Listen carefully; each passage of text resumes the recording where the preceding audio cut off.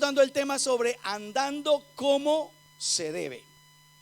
Habíamos hablado de Primera de Juan, capítulo 2, versículo 6, que dice: el que dice que permanece en él debe andar como él anduvo. ¿De acuerdo? El que dice que permanece en él, que tiene una comunión con él, dice la palabra, debe caminar como Cristo caminó en esta tierra.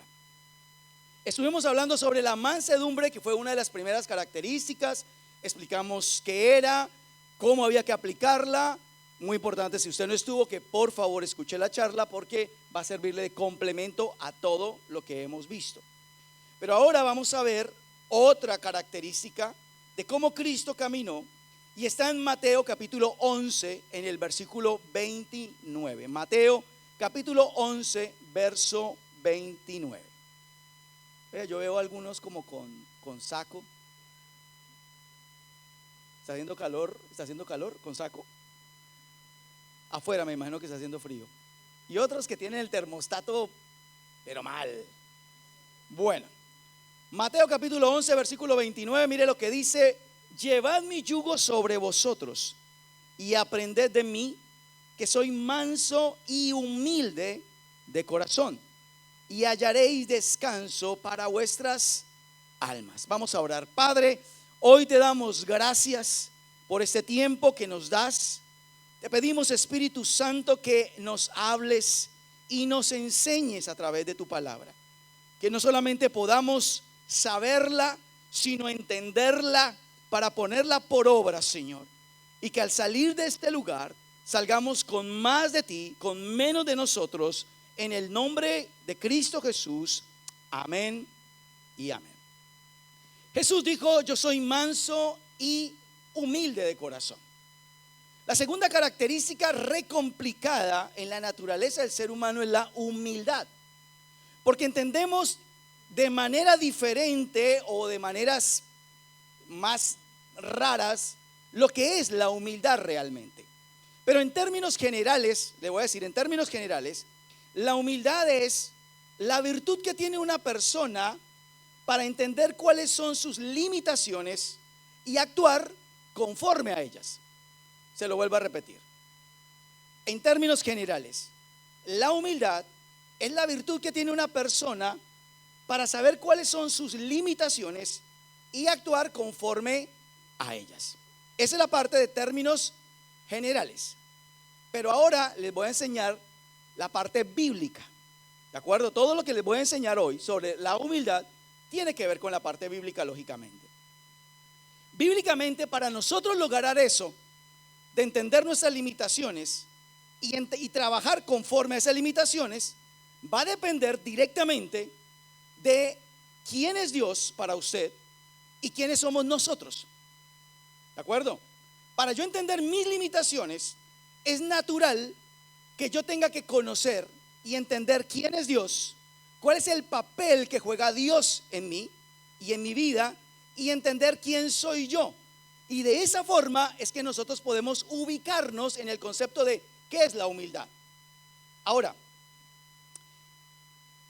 encontré una frase, un párrafo de algo que me llamó la atención sobre nuestro concepto de sí mismos. Nuestro concepto de sí mismos. Se lo voy a leer. Dice: vivimos como seres inmortales, que tomamos decisiones como seres omniscientes, es decir, que todo lo sabemos, que hacemos cosas como seres omnipotentes, que todo lo podemos, y tratamos de manejar nuestras vidas como seres omnipresentes, que estamos en todas partes. Vuelvo y se lo repito, ya que entiende los significados de esas palabras. Vivimos como seres inmortales, que tomamos decisiones como seres omniscientes, que hacemos cosas como seres omnipotentes, y tratamos de manejar nuestras vidas como seres omnipresentes. Nuestras vidas, pensamos que somos inmortales, aunque usted me dirá: yo sé que no soy inmortal, pero actuamos como si fuéramos inmortales. Le voy a decir por qué. Porque en nuestra mente la muerte depende mucho de nuestra edad. Puede ser que en parte sea así y en parte sea no. El joven dice: tengo mucho que vivir, Y el más grande dice, me quedan pocos años. Y el de mediana edad también va a decir, bueno, estoy como en el punto intermedio. Pero yo quiero decirles algo. En más de 30 años de este trabajo, me ha tocado enterrar muchísimos jóvenes. Me ha tocado enterrar muchísima gente de edad media. Y me ha tocado enterrar mucha gente grande. Vivimos como seres inmortales porque cuando nosotros entendemos que no sabemos lo que va a pasar con mi vida mañana, vivimos conforme a eso. No como si nunca fuéramos a partir de acá o que tuviéramos una vida muy larga. Somos seres omniscientes porque nosotros pensamos que todo lo sabemos y por eso tomamos decisiones sabiendo, pensando, todo lo sabemos. Por eso puedo tomar decisiones cruciales en mi vida. Nos creemos omnipotentes porque hacemos todas las cosas en nuestras fuerzas, pensando que todo lo podemos. Y obviamente manejamos nuestra vida como personas que creemos que hemos estado en todo lado, que sabemos nuestro futuro, por ejemplo. Pero mire lo que dice la Biblia. Ese es un concepto de cómo el ser humano trabaja en su mente, quiera o no lo quiera, directa o indirectamente en nuestro pensamiento. Pero mire lo que dice la Biblia con respecto a nosotros. Ojo, con respecto a nosotros. Le voy a leer 3 pasajes. No me voy a detener tanto en ellos porque tengo más que enseñarles. Santiago capítulo 4 versículo 13 en adelante. Mira lo que dice. Vamos ahora los que decís, hoy y mañana iremos a tal ciudad, estaremos allá 1 año y traficaremos y ganaremos. Cuando no sabéis lo que será mañana, porque ¿qué es vuestra vida? Mire lo que dice Santiago. Ciertamente nuestra vida es neblina que se aparece por un poco de tiempo y luego se desvanece. Esa es una naturaleza que nosotros tenemos. Planeamos, mañana voy a hacer esto y lo otro. Y Santiago, el apóstol Santiago dice, pero ¿por qué hacen esos planes si ni siquiera ustedes saben si mañana van a estar vivos? Es demasiado orgullo de una persona planear en algo que no sabe si ni siquiera si va a pasar el día. Mire lo que dice el Salmo 103. Porque Él conoce nuestra condición, se acuerda de que somos polvo. El hombre como la hierba son sus días. Florece como la flor del campo que pasó el viento por ella y pereció. Y su lugar no la conocerá más. Santiago, el apóstol Santiago dice, nosotros somos como neblina, nuestra vida es como neblina. Y aquí el salmista dice, somos como hierba. Primera de Pedro capítulo 1 versículo 24. Porque toda carne es como hierba y toda la gloria del hombre como flor de la hierba. La hierba se seca y la flor se cae. Fíjese el concepto que la Biblia tiene del ser humano, que es lo que nosotros a veces no entendemos con profundidad, que usted y yo somos frágil, nuestra vida es muy frágil. Aunque creamos que todo lo tenemos bajo control, aunque creamos que algo podemos hacer por nuestra vida, lo que la Biblia dice son demasiado frágiles. La vida de ustedes es como la neblina, es como la hierba. Un día están y al otro día ya desaparecieron. ¿En dónde quedaron los planes, los proyectos, los sueños? ¿En dónde quedó todo eso? Y ese es el concepto que la Biblia habla de lo que somos nosotros. Ahora, les voy a dar a ustedes el concepto que para mí en este tiempo marca lo que es Dios y lo que somos nosotros. Y está en Juan capítulo 15 versículo 5. Yo soy la vid, vosotros los pámpanos. El que permanece en mí y yo en él, este lleva mucho fruto, porque separados de mí nada podéis hacer. Escúcheme esto, querida iglesia. Entendamos este pasaje. Jesús dijo, yo soy la vid, ustedes son ramas. La rama depende del árbol, el árbol no depende de la rama. Si se corta la rama, el árbol seguirá siendo árbol y seguirá produciendo más ramas y produciendo más fruto. Pero la rama, cuando se corta del árbol, no puede seguir siendo rama, ya no tiene vida en sí misma, por lo tanto se seca y no lleva más fruto. Entonces fíjese cómo el Evangelio de Juan muestra la realidad, nos trata de poner los pies sobre la tierra y dice: ustedes son pámpanos, son tan débiles como una rama que si no están sostenidas, no pueden producir vida, no pueden producir fruto por su propia cuenta. Dice la Biblia: asimismo ustedes, separados de mí, nada podéis hacer. Querida iglesia, somos frágiles, pero el ser humano, la parte antagónica de la humildad es el orgullo, que es totalmente lo contrario a todo lo que vamos a enseñar acá.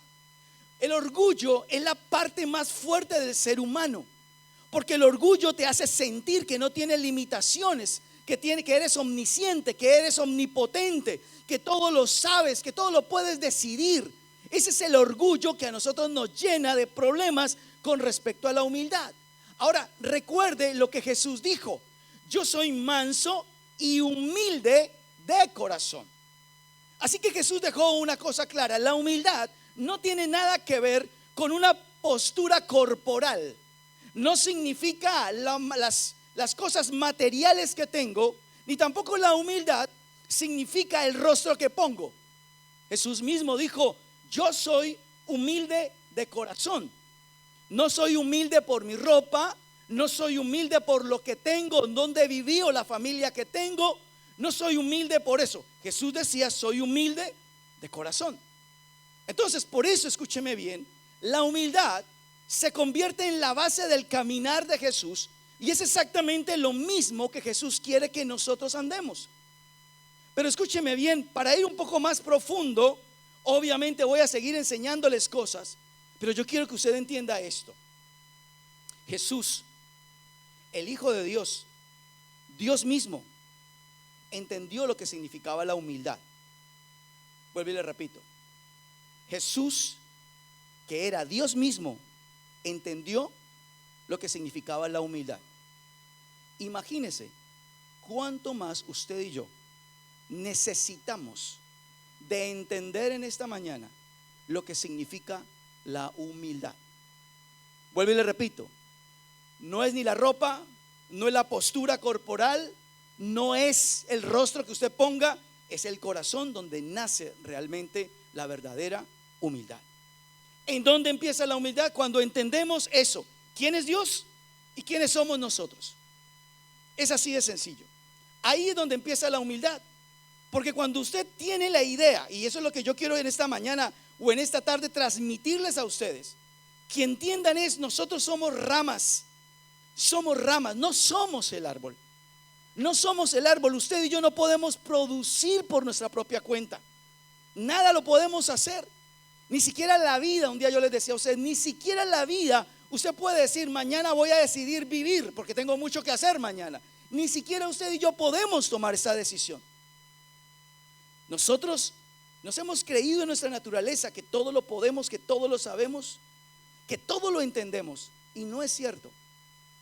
Jesús dijo: yo soy la vid, ustedes son las ramas.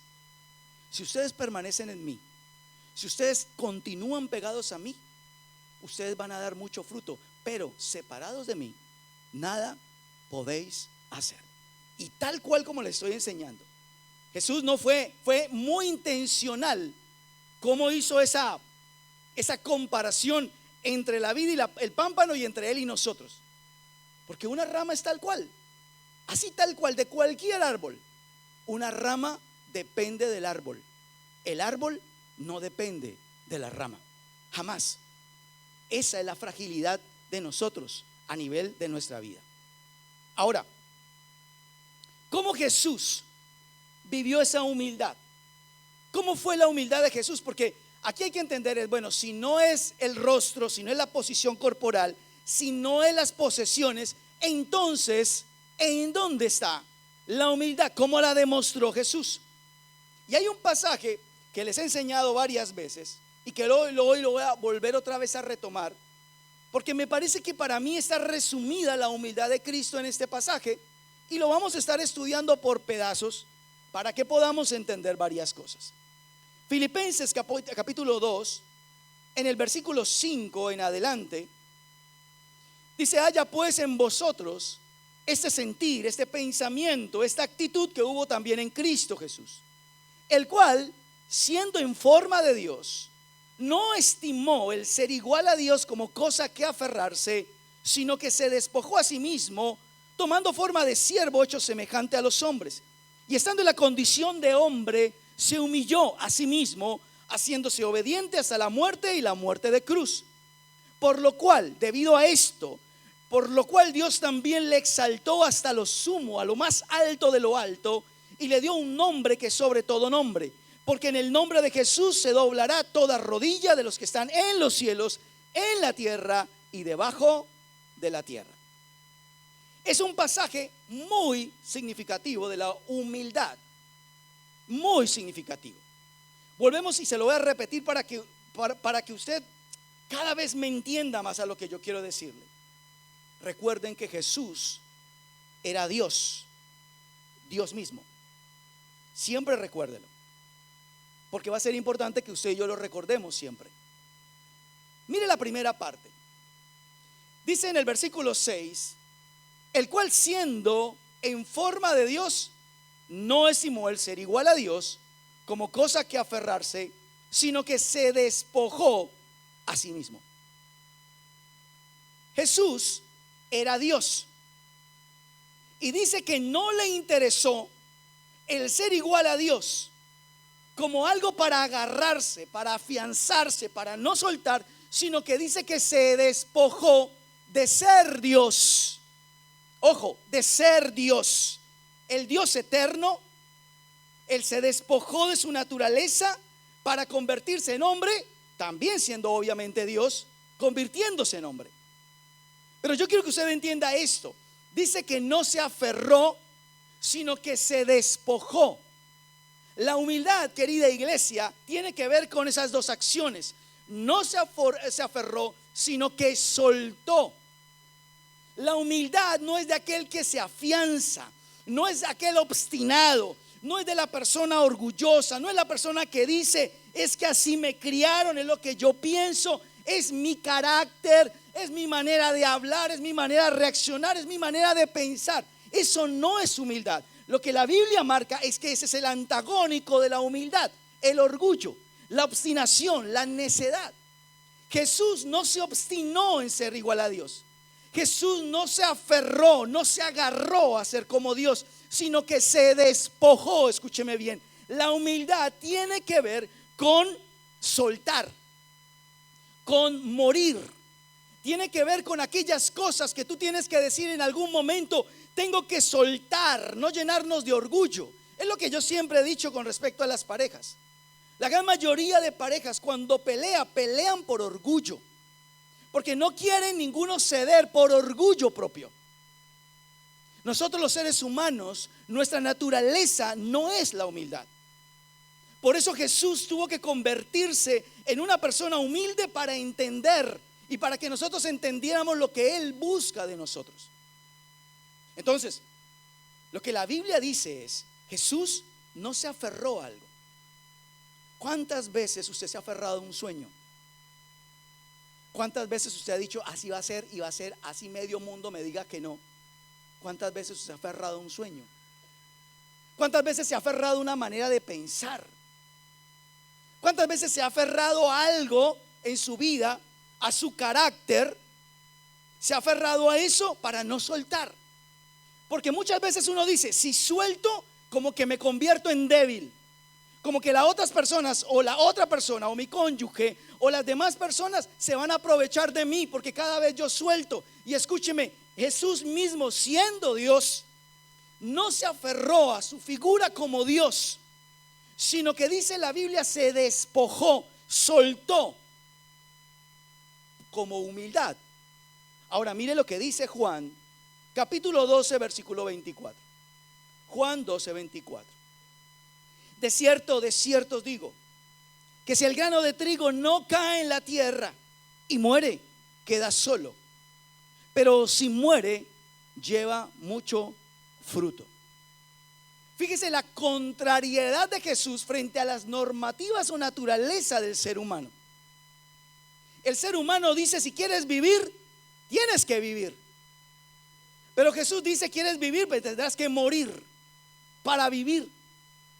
Entonces, fíjese esto, para aclarar un poco esto que dijo Jesús.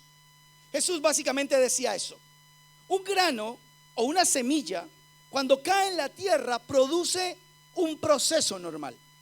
¿Cuál es el proceso? Cuando cae la semilla en la tierra, el cascarón, la cáscara, se rompe, se tiene que romper. ¿Por qué se tiene que romper? Porque al romperse empieza a salir las raíces, que van a convertirse más tarde en el cimiento, en el soporte del futuro árbol.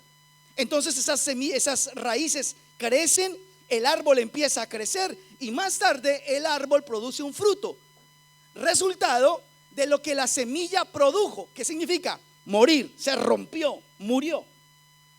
Pero Jesús decía: pero si esa semilla cayera a la tierra y no produjera eso, si no se rompiera, si no muriera la semilla, nunca jamás saldría la raíz y nunca jamás esa raíz convertiría esa semilla en un futuro árbol que al futuro también convertiría en fruto. ¿Me estoy haciendo entender? Entonces, es imposible que una semilla dé fruto si no se rompe. Entonces el Señor Jesús decía: si ustedes quieren producir fruto, tendrán que morir primero. Si quieren ver fruto, si quieren ver resultados en su matrimonio, tendrán que morir primero, queridos cónyuges. Hay que morir primero. Si quieres ver resultados a nivel de tus finanzas, tendrás que morir primero. Renunciar, soltar cosas, maneras de pensar en tus finanzas, maneras de pensar, de ser en tu matrimonio. Si quieres de pronto a nivel sentimental tener un resultado, tendrás, queridos jóvenes, querida iglesia, que romper algo en tus sentimientos, soltar algo para ver resultados. Eso es lo que básicamente el Señor decía: es imposible que si no sueltas, que es parte de la humildad, es imposible que sin soltar veas resultados. Queremos resultados en nuestros matrimonios, queremos resultados en el cónyuge, queremos resultados en nuestros hijos, en nuestros padres, queremos ver resultados de pronto en la facultad, los jóvenes, en las finanzas, pero no queremos renunciar, pero no queremos soltar, pero no queremos morir. Y Jesús decía: es necesario que muestren la humildad como yo lo hice. No me aferré a ser igual a Dios. No fue una universidad, no fue que Jesús se aferró a un título, o Jesús se aferró, no sé, a un dinero en el banco. Jesús no se aferró a ser como Dios, igual a Dios. Soltó. Queridos matrimonios, si ustedes no mueren, si ustedes no renuncian, si ustedes se siguen aferrando a maneras de pensar, maneras de reaccionar, y su carácter tarde o temprano, escúcheme bien, se secará el matrimonio, se va a secar. ¿Por qué? Porque lo que la Biblia dice es eso: separados de mí nada podéis hacer. Si no hay humildad dentro del matrimonio, el matrimonio va a terminar entrando en una rutina y una monotonía que destruye los matrimonios. Los destruyen. Si ustedes quieren bendición financiera, tendrán que morir a muchas maneras de pensar que ustedes tienen, que se han aferrado y que mejor ustedes son obstinados y están agarrados ahí. Pero lo que no sabemos es que eso no muestra humildad. Jesús no se aferró, soltó. Por eso Él decía: soy manso y humilde de corazón. La persona humilde nunca se aferra, suelta. Amén. Bien. En Lucas capítulo 22, bueno, voy a leer primero en Filipenses 7, capítulo 2, versículo 7. Dice: sino que se despojó a sí mismo, tomando forma de siervo y hecho semejante a los hombres. Yo les decía a ustedes en una ocasión que increíblemente Jesús, siendo Dios, pudo haber tomado la forma de cualquier otra cosa. Como Dios, pudo haber tomado la forma de un rey, pudo haber tomado la forma de un emperador, como era el imperio romano. Podía haber tomado la forma de un general, de un ejército poderoso. Pero Jesús, siendo Dios, no se aferró, se despojó y tomó la decisión de convertirse en siervo para servirle al hombre. El Dios hecho carne tomó la decisión de servirlo a usted y a mí, cuando no es la posición de Él. No sé si me hago entender. Él era Dios, Él es digno de toda gloria, Él es digno de toda honra, omnipotente, omnipresente, omnisciente, es inmortal, eterno. Ese era Jesús. Pero Jesús tomó la decisión de ser siervo, no de ser rey, no de ser emperador, no de ser un general de un ejército. Tomó la decisión de convertirse en siervo. Entonces, ¿cuál es la característica de la humildad que nos enseña el Señor allí? Nos enseña que en la humildad siempre será la capacidad o la característica más importante, es la de servir. La humildad tiene que ver con mi capacidad de servir. Mire lo que dice ahora sí Lucas 22, 24 en adelante. Hubo también entre ellos una disputa, que estamos hablando también en la traducción original. Dice que tuvieron como una discrepancia, como una pelea sobre quién de ellos sería el mayor. Pero Jesús les dijo: los reyes de las naciones se enseñorean de ellas, y los que sobre ellas tienen autoridad son llamados bienhechores. Mas no así vosotros. No sea el mayor, sino que sea el mayor entre vosotros como el más joven, y el que dirige como el que sirve. Porque ¿cuál es mayor? ¿El que se sienta a la mesa o el que sirve? No es el que se sienta a la mesa, mas yo estoy entre vosotros como el que sirve. Para entender un poco esta parte, tenemos que entender un poco de contexto cultural. El Imperio Romano había tomado el pueblo de Israel. La cultura griega había dominado aún también Israel. Así que la cultura griega y romana había estado inundando el pueblo de Israel. Todo el mundo se comportaba con la cultura griega de esa época. Era la que estaba ahí influenciando en Israel, en la época de Jesús. Para el griego era indigno que a alguien sirviera. Porque por eso Jesús hizo la pregunta, porque es una pregunta retórica. Jesús dijo: ¿quién es el mayor? ¿El que se sienta o el que sirve? Está haciendo una pregunta desde el punto de vista cultural. Porque para el griego, ¿cuál es el mayor? El que se sienta. Para el griego era el que se sienta. Pero Jesús dijo: pero yo les digo, no, no es el que se sienta, es el que sirve, el que tiene la grandeza, el que tiene la dignidad, el que sirve a otros, es el que realmente tiene la dignidad. Por eso cuando usted escucha, lee todo Filipenses 2, dice que Jesús se humilló. Vamos más adelante a explicar eso, hasta la muerte y muerte de cruz. Pero dice que por esa razón, por esa humildad de Jesús, el Padre lo exaltó sobre todos los nombres de la tierra y le dio un nombre que es sobre todo nombre. La grandeza más grande de Jesús la ganó sirviendo, siendo Dios. Imagínense cuánto más usted y yo. Servir es una capacidad que da la humildad. Servir a otros. ¿Sabe por qué? Porque nuestra naturaleza es muchas veces de estar más pendientes de nosotros. Y hay muchas maneras en que podemos servir, obviamente, a otros. Muchas maneras. El esposo y la esposa se sirven mutuamente. Servimos a otros. Servimos a nuestros hijos, servimos a nuestros padres. Pero mire lo que le voy a explicar acá. Hay tres cosas que el servicio significa, o es el concepto, el resumen que yo les puedo dar hoy a ustedes sobre servicio, porque eso podemos hablar muchas cosas. Lo primero es que el único camino a la grandeza es hacerse servidor de otros. El único camino realmente de grandeza, porque escúcheme bien, nosotros tenemos este concepto cultural que tenía el pueblo de Israel. Si tú muestras algo de humildad, si tú sirves, entonces todo el mundo te la va a dedicar y te van a cargar siempre con eso. Ay, ya que me hiciste esto, me ayudas con, ay, ahora. Entonces la gente dice: no, yo no me voy a dejar a que la gente venga, y ahora que porque por buena gente. Entonces, imagínense Jesús pensando de la misma forma.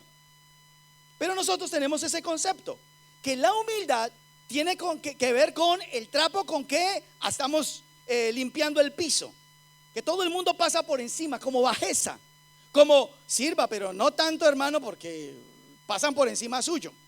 No siempre le demuestra a su esposa que le va a servir, porque ahora lo va a tener ahí lavando los platos siempre, ¿no?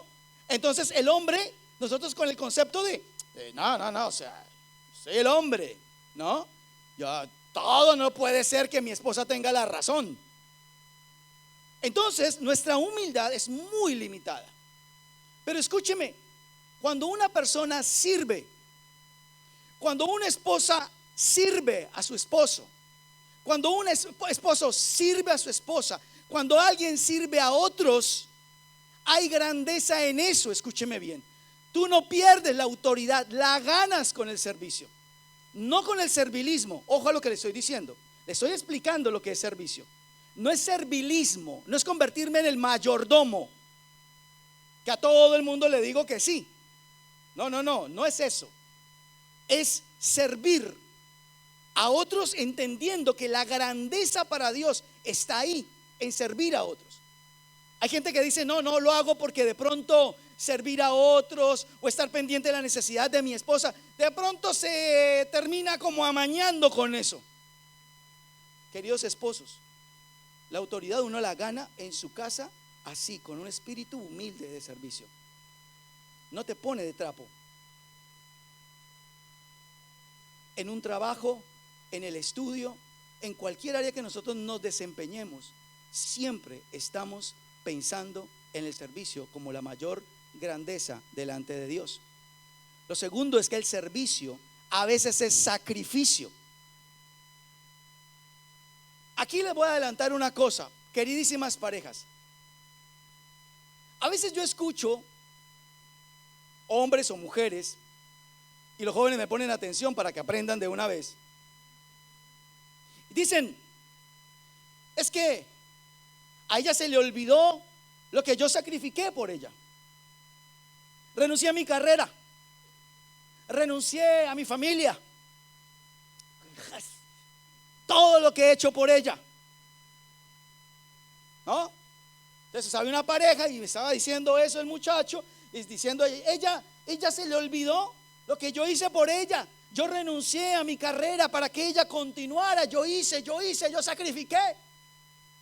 Entonces yo le dije, mire, espere tantito, espere un momento. Paren la película.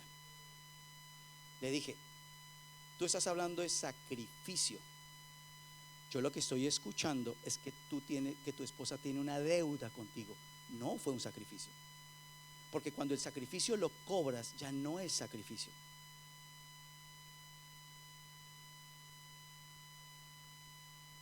¿Me la captaron? Porque cada vez que ustedes dos, queridísimas parejas, hablan allí y dicen, pero mi amor, tú no sabes todo lo que yo me sacrifiqué. Pero no le estás diciendo el sacrificio, le estás diciendo, me debes un sacrificio. ¿O no? Le estás diciendo, me debes. Espero que como yo me sacrifiqué por ti, tú también te sacrifiques por mí. O sea, págueme. Entonces ya no es tan sacrificio. Porque cuando tú haces un sacrificio por la persona que amas, jamás le vas a echar en cara el sacrificio. Porque fue un sacrificio. Lo hiciste por amor. Ahora, si el sacrificio se convirtió en una frustración, eso es otro tema totalmente diferente. Porque nunca estamos de acuerdo cuando alguien tiene que morir a algo en su relación para después sentirse frustrado por eso. No, renuncié a mi carrera por ti, y después dices, yo hubiera sido médico a esta altura. Entonces termina siendo frustrado porque quería hacer algo y no lo terminó. El sacrificio nunca te causa una frustración. Nunca le echas en cara a nadie. Mire, los que son líderes de célula, queridísimos líderes, a veces ustedes pierden el sentido de qué significa ser líder. Ser líder es servir, muchas veces con sacrificio. Irte a lugares lejos, donde tienes que ir en tren, donde tienes que ir en colectivo y varias cuadras a pata, para llegar una vez cada semana a 4 o 5 personas que te están esperando en ese lugar. Eso es servicio y eso es grandeza.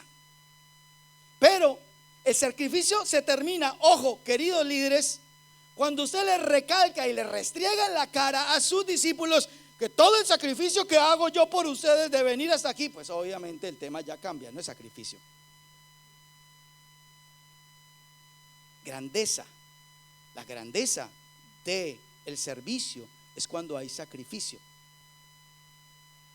Y cuando tú eres un líder de célula, cuando tú vas a las casas a predicar de Cristo, a ayudar a otros a avanzar, es la mayor grandeza que hay.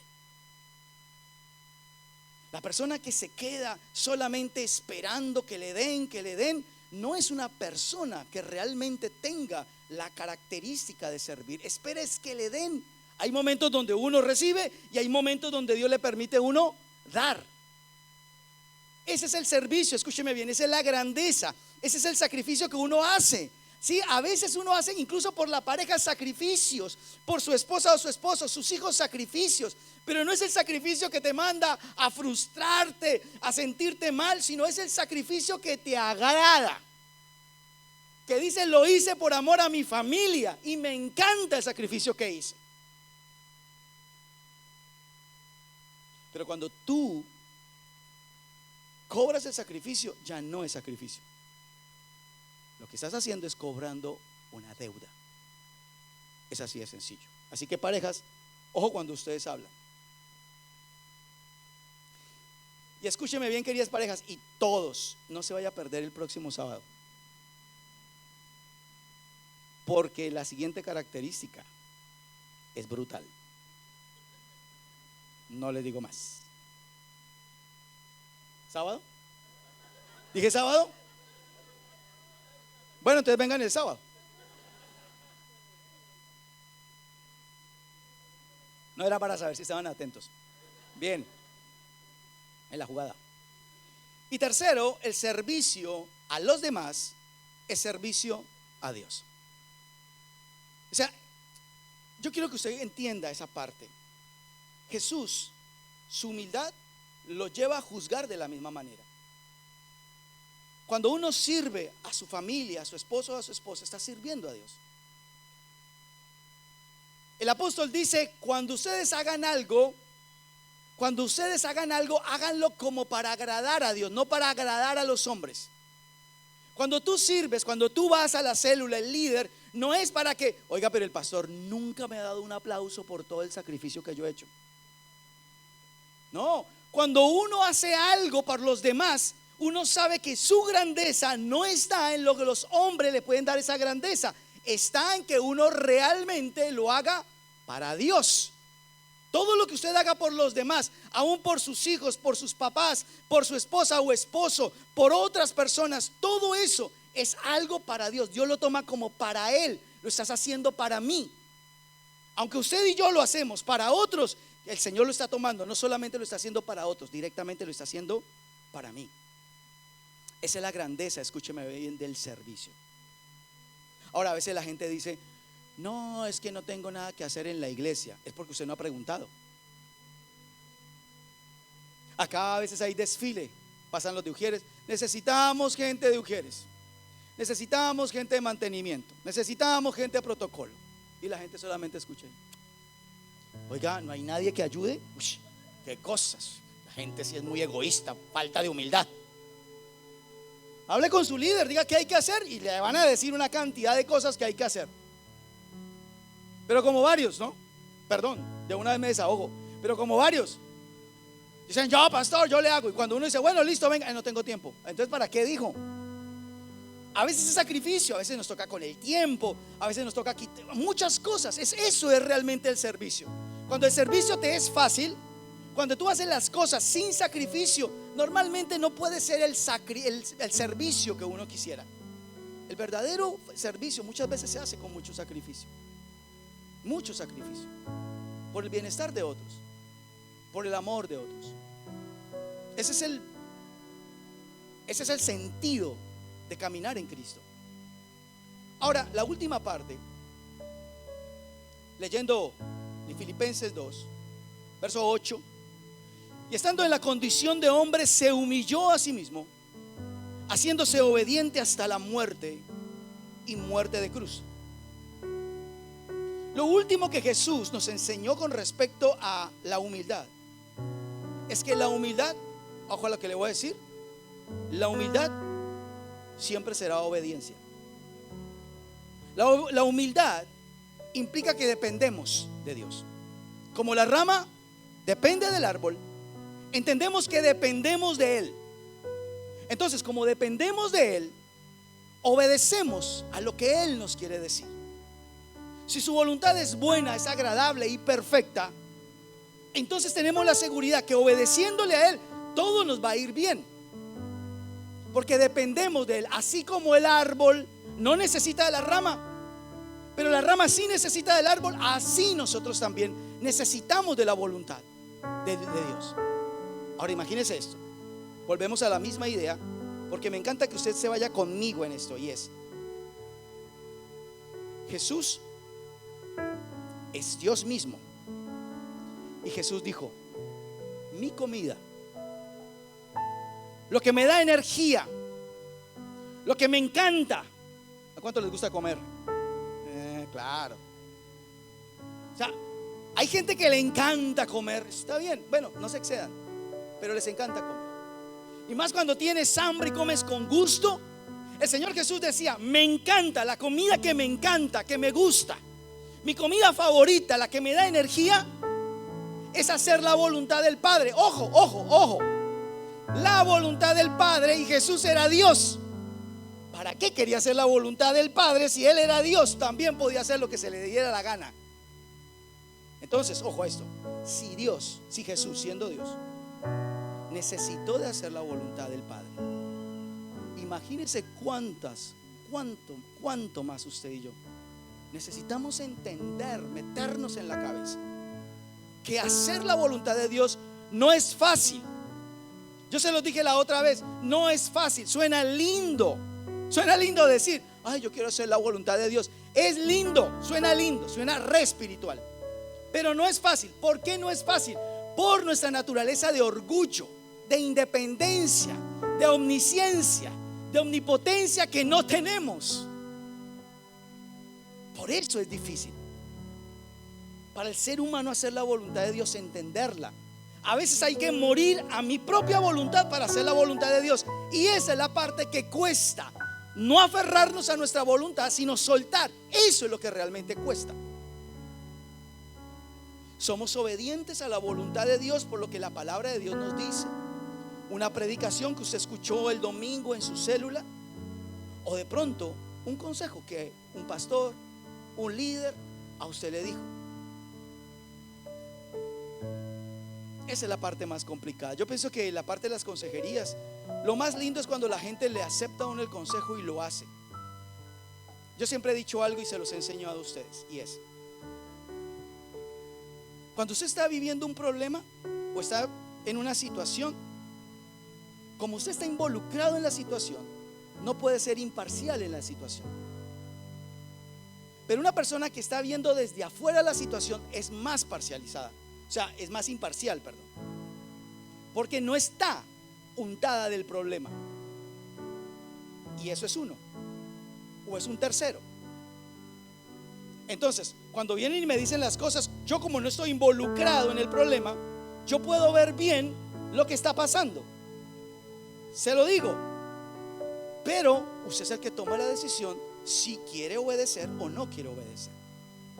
Alguien me dirá: y bueno, pero es su consejo. Para mí, el consejo siempre, muchas veces, viene de parte de Dios.